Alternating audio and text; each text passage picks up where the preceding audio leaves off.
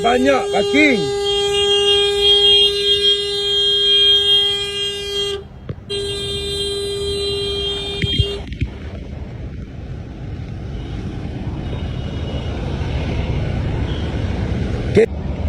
Tak tahulah mana punya haprak punya bodoh pakai kereta punya lawa boleh belok jalan orang kat depan ni.